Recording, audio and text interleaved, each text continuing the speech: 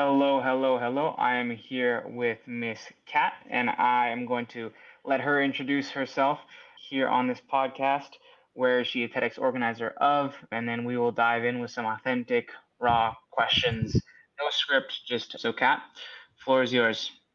Oh, well, hello. Good to be with you, Ryan. And I appreciate your interest in the global social movement of TEDx.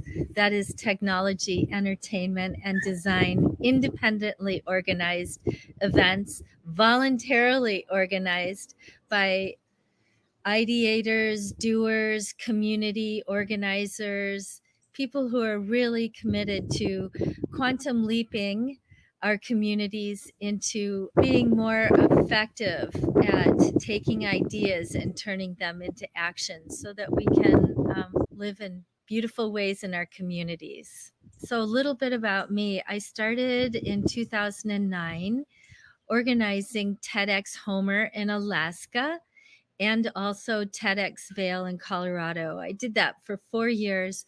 And then Ted asked me to decide Colorado or Alaska. And in Alaska in the summer, everyone's working really hard.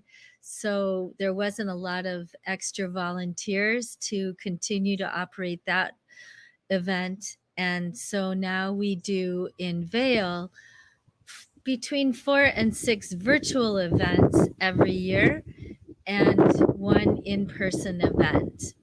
And I focus on youth because I feel like it's it's a voice that hasn't gotten a lot of listening, and I have a lot of respect for those fresh ideas, the innovations, digital nativity, and just a whole different culture of respect, ideas about freedom, equality, mental health, sexuality, identity. Yeah, so that's who we Awesome. are and that's what we're up to. Beautiful. And so, Kat, I know you and I chatted about this before we started recording here, but that background looks particularly Ah, tropical. That doesn't happen to be Colorado, does it? no, it's not. I'm here in Waikoloa, Hawaii. I have a 3 month old grandson, so I'm here doing grandma duty. Grandma duty, love it, love it. Mhm. So when her and I were talking a little bit before this, we had some questions just naturally came up through the conversation that her and I were having, and we'll get to those, as the conversation proceeds. But I guess where we'll start is what was your personal journey, Kat, as a TEDx organizer? Because it is, especially what I'm learning is it's not an easy feat, especially when you don't get paid to do any of it, right? So what was that decision for you when you first took that step into the TEDx world as a TEDx organizer? It was super simple. I attended TED Active in 2009 because I was helping to organize the youth track for the Ninth World Wilderness Congress in Merida, Mexico. We brought about 150 young professionals and teenagers from around the world to learn about taking care of the wildest parts of our planet. And while I was at that in Palm Springs, where TED Active was happening, I met a lot of there were about 750 of us there, and they were all very excited about this whole new part of TED Active. So, TED is the high end conference generally for CEOs, executives, researchers, that kind of thing. And we were all just we were younger, we were more concerned about the community, we were just a livelier bunch. About a month after that event, they sent an email with one paragraph. Hey, we're thinking about sharing this idea of organizing a TED event. If we were to give you a license, would you be willing to test that out? I didn't even finish reading the paragraph. I immediately responded, all in, send details. And yeah, it's been beautiful ever since. So many incredible people, big hearts, amazing ideas, connecting in beautiful networks, just so humbled and privileged. We went from organizing and teaching ourselves how to do this, figuring out legal structures, how to coach a speaker, what's an idea, what are the different parts of an event.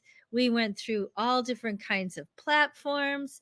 We laughed, we made massive mistakes, and we just formed a really tight community. In fact, about a dozen TEDx organizers continue to meet every Saturday for 2 hours since COVID started. We're tight. We're like a family. Wow, it sounds like, kind of with anything, when you have something that's fun while difficult that you have in common with someone that you're doing day in, day out every year, makes sense to build kind of a mastermind or like a community, it sounds like. And so for you, that when you said went from the moment you sent that initial message, all in exclamation point, what was the expectation versus what ended up happening? Were those the same? Were they aligned? Was it a mix of the two? What was that experience for you?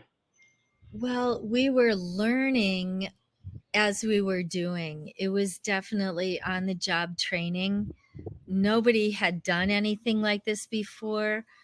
They had given us free access to talks that at that time other places were charging for that kind of content. And so this was a big risk for TED.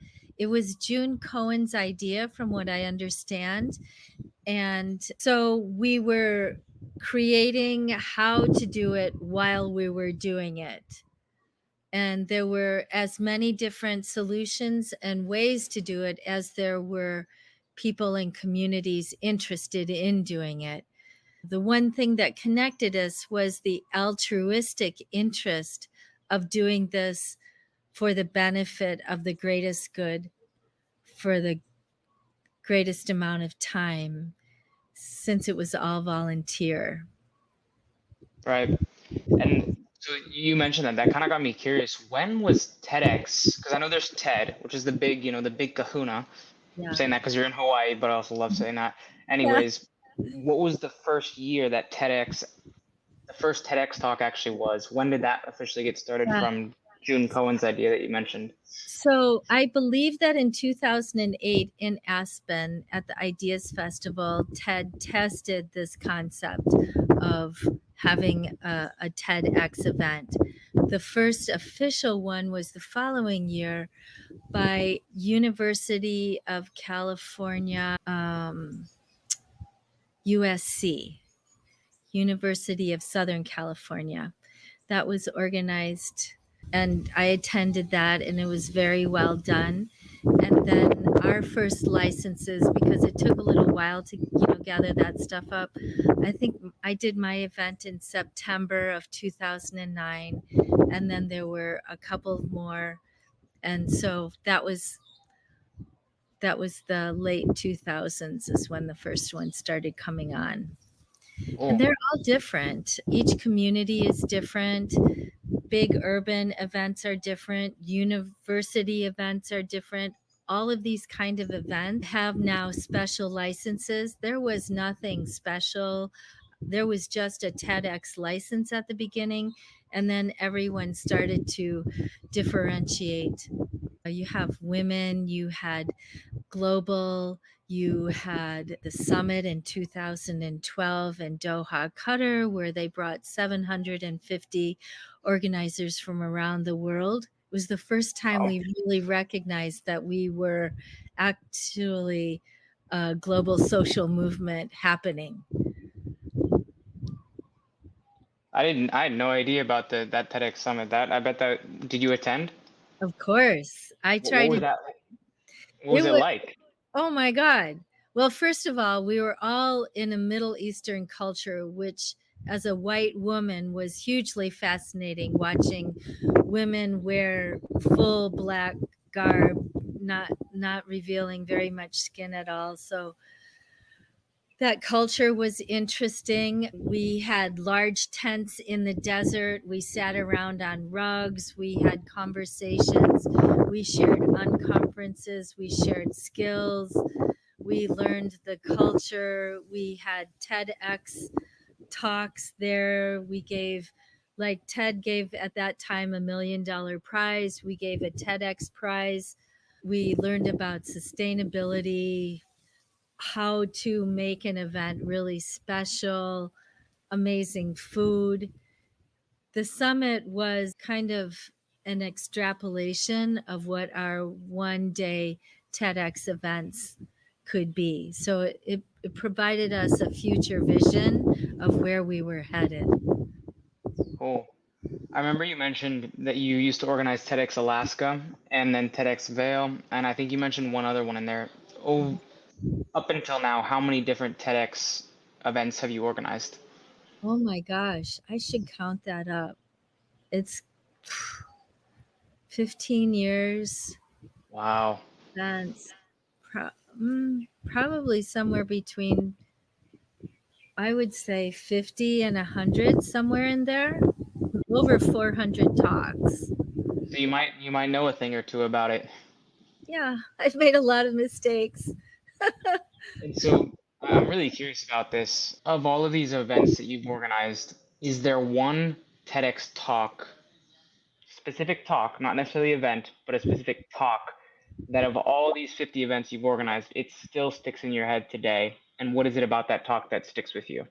Yeah, it would have to be JP Canless's talk. He was our artist in residence, I want to say maybe around 2017. What we didn't know, coaching him was challenging. He's dyslexic, he's an amazing artist, and he couldn't seem to land on anything. And the talk that we coached him on was very different than the talk he actually delivered on set during the event. And what we found out in his talk was that he was suicidal before I contacted him to invite him to give a talk. And he credits working on TEDx and that art piece, which was glass blown wheat stalks and raindrops, which ultimately sold to the W Hotel with saving his life. Wow. So, yeah, that talk is vulnerable, it's raw, it's real, it's beautiful, it's practical. We have a very high rate of suicide in Vale Valley. There's a great deal of poverty and wealth disparity, massive gap. And like any community in America today, there's drug use, there's domestic violence, all of the unfortunate things.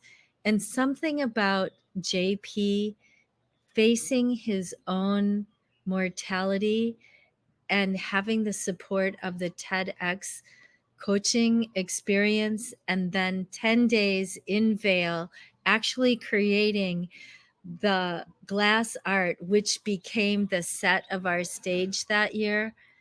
It just, it moves me still. Yeah, I mean, it sounds like that in itself is a TED Talk, right? The entire story of it seems pretty cool and could be very impactful. Obviously was for you, or is for you. And so you mentioned with this one being the one that stuck to you and you explained why.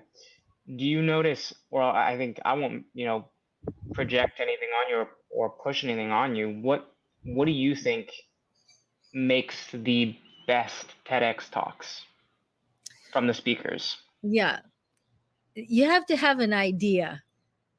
It has to be an original something that will change the world. Lots of people have heard about TEDx now. We have over 3 billion views of our talks, hundreds of thousands of talks themselves. So it's out there in the zeitgeist. And so having something that you are passionate about, that you have proven works, that changes the way the world works, opens our hearts to a finer future, vulnerability, authenticity, having a message and being that powerful messenger, that combination, and then having a clear call to action. It's kind of like, okay, great, you have an idea. So what? What do we do with that? How can we help you, or how can your idea help us? It's a conversation. Hmm. So, in your experience, is it imperative that the person has the idea solid, massaged, ironed out, and perfect when they apply? Or from what I'm hearing, it sounds like they need a base of the idea and then it gets kind of chiseled down to the core idea through working with the actual organizer and their team after they've been accepted. That word perfect is really interesting. There's really no perfect in the TED and TEDx world. There are mistakes made along the way, but we strive to be as clear in our communication as possible. So it's a process and progress, and the curators for TEDx events are keenly aware and discerning. We can distinguish between someone clearly committed and willing to go on their own hero's journey to get this idea out because it's just burning like a fire in their belly to get out there, and they know, not speculatively, either from their own experience or from proven research or from proving it in the world, that it's an idea that works. So speculation is less interesting. There are lots of books available for people to learn how to give a TED talk. But as Chris Anderson, the curator and owner of TED now, says, you have to have an idea. If you don't have that idea, just wait until you do, or get to work making one. But Hmm. our job as a curator is not to help you do that. Your job is to come to us with that already solid. Very good to know. And so you mentioned Chris Anderson. Have you ever had the chance to meet him and have a conversation with him? All the time. Yeah. Oh, awesome. Okay, so what when you're in a around a lot of really interesting people, you hear this phrase sometime, oh, why do you like being around these kinds of people? Oh, the osmosis of thought. Because when I hear the way and see the way they think and the way they look at certain problems, the way they look at certain ideas, the way they look at certain talks, I learn so much. What would you say are the top two things that you've learned from your sounds like many interactions with Chris?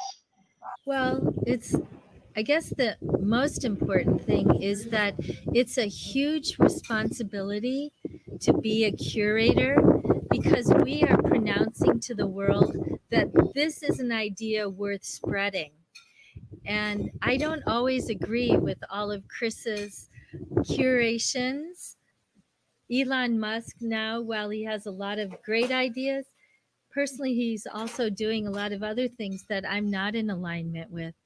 And what would be interesting is to have more original ideas so that we can really generate conversations of depth and meaning and mattering. Hmm. Does that make sense? Yeah, of course. And now you mentioned the conversation that Chris had with Elon. What if you kind of pick that conversation apart? What how did that conversation sit with you? What was interesting to you about that? What did you disagree with? What do you think could have been improved? What was amazing? How do you look at that TED Talk and analyze that? Well, it's highly unusual for TED to give someone a stage for that length of time. In fact, most talks now are being shrunk.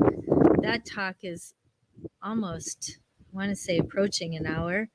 I don't know exactly how many minutes. Most talks now are between, so originally the talks were about a half an hour, and then Richard Saul Wurman was the ideator behind TED, and his idea was all the cool kids at the dinner table. Invite all the most fascinating people that you want to engage with. And then that started to become a formal thing where the attendees themselves would actually prepare a talk and stand on stage. Al Gore has done one almost every year. I was at a TED Summit this summer in Detroit on climate. He gave such a powerful, fiery talk about fossil fuel companies fooling us. I highly recommend that talk to everyone.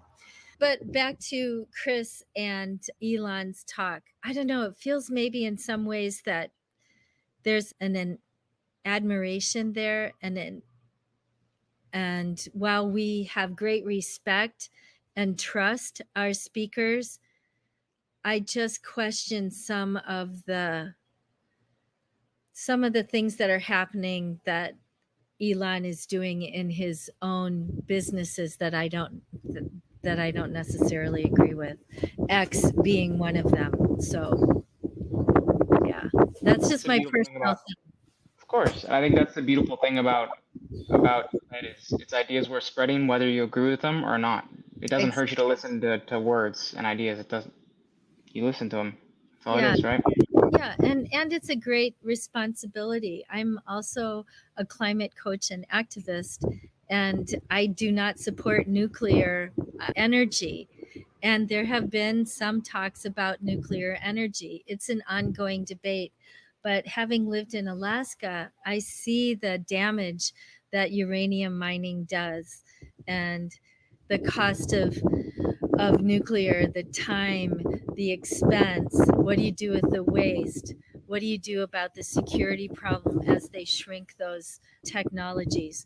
So, that is to say, as an organizer, we are also human beings and we have our own personal biases. We do try to pull those out of our curation as much as possible because if an idea is valuable, and needs to be discussed, then it can come to the light. So, for example, I coached 87 speakers last year for TEDx Boston, and Wow.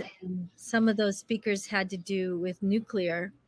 And I just made the organizer aware, John Werner, that personally I do not support that kind of idea. So we make our choices, we present the ideas, people decide what they want to pursue and support, and that's kind of our responsibility, is to be as ubiquitous as possible. Hmm. You mentioned something that I think is really interesting. I think a lot of people are curious about it. What is the involvement of politics in TED as an organization and TEDx and every individual TEDx event? I think it's really, maybe it's kind of taboo for some people to know, but I think you probably would be great to share your experience with that. Interesting question. Glad you asked, because there are 4 categories that TED asks us to avoid. Politics is one of them, religion, pseudoscience, and I forget what the other one is right now. Health. Oh, you don't avoid health, but health is a particularly tricky topic because it has to be proven. Yeah. So, what do I say about politics that TED permits? They just did an event called TED Democracy. So, they're starting to edge up to some of these taboo topics because what they didn't want to do was to polarize people. TED wants to be an idea marketplace. And if we only always show a progressive perspective, then we don't really have a marketplace. We just have an echo chamber. And we want to be a place where people uh, come together and discuss ideas, and everyone has a unique perspective, and one person's truth is not another person's truth. So, politics, the TED stage or the TEDx stage should not be used as a way of promoting a specific agenda, But if it has to do with an idea that will support a more democratic world, then TED has, and in fact has done a specific event just on that this year. They've done specific events on AI. There's a specific event on women each year in the fall. This summer, they did a specific summit on climate. They did the same thing a couple of years ago. And they've done events with the Gates Foundation. They did global, they've done TEDx Change. We've had the Pope speak, we've had presidents speak. Yeah. I was talking to the TEDx organizer of TEDx Blumenau, Umberto, and he was fortunate enough to be at TEDx Democracy. Is it TED Democracy or TEDx Democracy? I'm really not that sure. I think they called it TED Democracy. Okay, cool. So he's the organizer of actually the first TED Democracy in all of Latin America. And so he was telling me about that and how he is so honored that they chose him to be the one that brings TED Democracy to Latin America. And I think it's so interesting, and he's really honored with that opportunity. And I get it, man. It's that's there's a lot of weight on his shoulders to be able to do that, but he has proven himself. He's been an organizer 9 years now, which is not 15 like you, but that's still a lot, right? That's a lot more than 1 or 2 years. So kind of touching on that, you mentioned TED Democracy, and a few of the organizers I've chatted with have mentioned it as well. After TED Democracy, you kind of seen the patterns of TED and TEDx in the past over the past 15 years. Let's say in 10 years, in 5 years, where do you see TED? Where do you see ideas were spreading? Where do you see that going, having seen the patterns of the past? Yeah, it's interesting. I mentioned earlier that since COVID, there's a group of TEDx organizers that have been meeting. Out of that whole group of a dozen or two, only two of us continue to organize TEDx events. The cost and return on investments for corporations is less clear post pandemic. And it's very difficult to find corporate sponsors, partners. The cost of theaters is very high. Cost of food has gone up.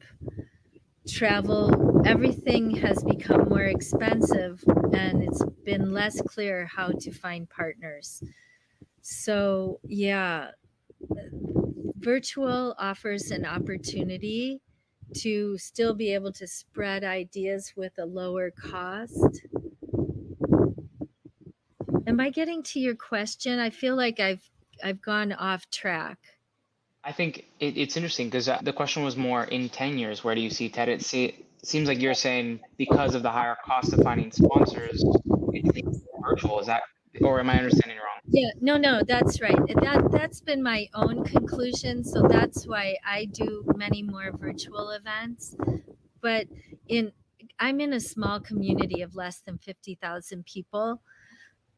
So we don't have massive corporations to tap into, but many of the urban areas are there's a the original idea was that you would organize one and then you would pass it on to another person. That was the original idea.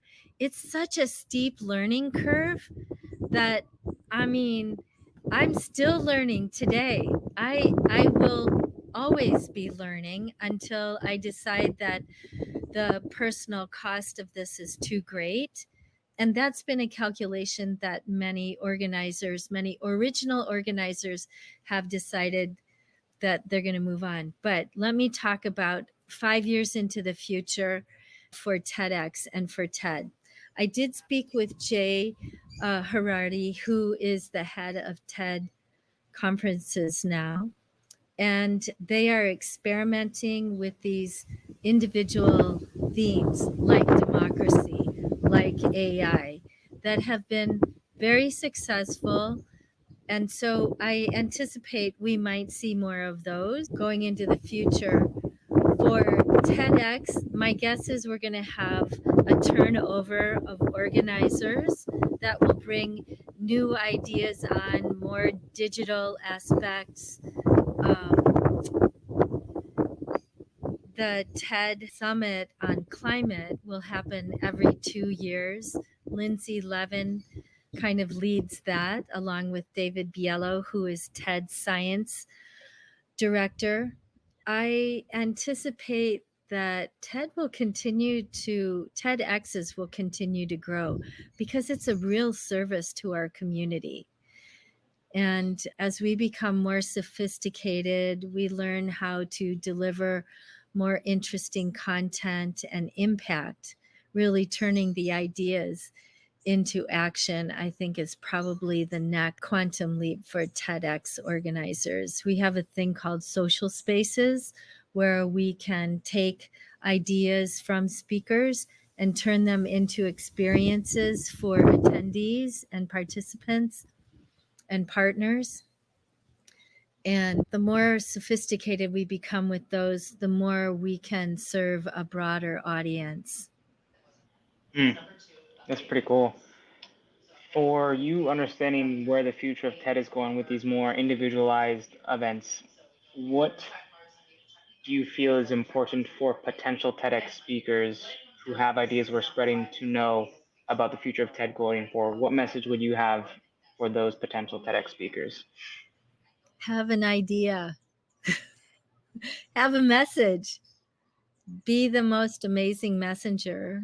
If you are lucky enough to be selected or recruited to give a TEDx talk, put your whole heart and soul into it. It's a hero's journey.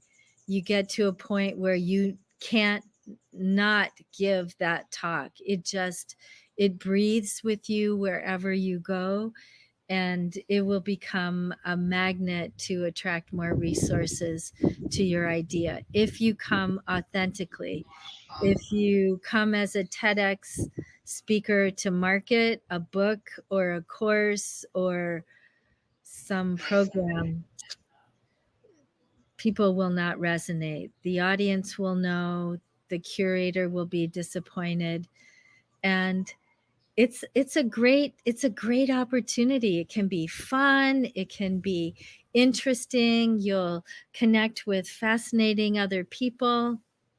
It's a real privilege. Hmm. And for the potential future TEDx organizers, you having all this 15 years of experience, what would you tell those people who are kind of thinking about it, but not totally sure? Like you said, the turnover of the next kind of round of organizers. What advice would you give to them, knowing everything you know? Create an awesome team. If you have even just a handful of people who can share your vision, it can be incredibly rewarding. I have 3 other women who help me produce TEDx Vail virtual events, and we just have a great time together. And none of us have ever met any of us in person. So a lot of the big events are in-person events. For example, Javier Nunez in Argentina in TEDx Rosario has an event of 14,000 people. So that's a whole different level. There are different scales of events and different, each one of us come with our own set of skills and curiosities. Some are really in the tech field, some are located in Silicon Valley, some are culturally rich, some have a food focus, some are, very connected with sustainability. Yeah. Awesome. Find your right fit. Love it. Well, I know we've gone, plenty of time over here, so I appreciate your time here. Is there any one last message that you would like aspiring speakers, professional speakers, TEDx speakers, and TEDx organizers to know, or one of those four? Yeah, respect the time of your audience and never give a talk that you yourself wouldn't be fascinated to hear. And 80% of what we learn is visual. So I encourage a visual experience as well as an auditory experience. Very good to know, and that is super valuable. I know you know the phrase a picture is worth 1,000 words. I get it speaks to what you're talking to. Well, Kat, thank you very much for taking your time here. I'll wrap it up here, and hopefully you found it valuable. Cheers, y'all.